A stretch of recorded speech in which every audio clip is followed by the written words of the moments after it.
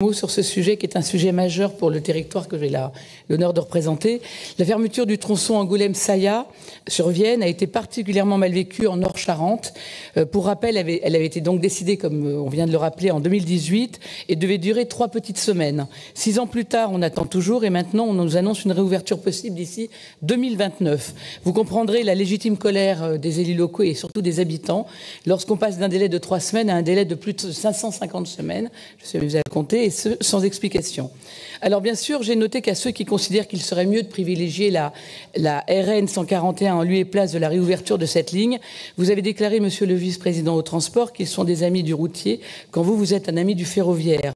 Mais pardonnez-moi de vous dire que quand je vois la gestion de cette ligne et de bien d'autres, j'ai plutôt l'impression que vous n'êtes l'ami ni de l'un ni de l'autre. De notre côté, nous sommes totalement, bien sûr, favorables à une ouverture rapide de ce tronçon essentiel qui permettait autrefois de désengorger cette fameuse RN 141 et de desservir des territoires où le service public manque. J'ai donc alerté le ministre délégué auprès du ministre de la Transition écologique et de la cohésion des territoires sur l'urgence de faire des annonces rapides à ce sujet et s'est engagé à ce que des crédits soient inscrits dans le fameux futur volet mobilité du CPER.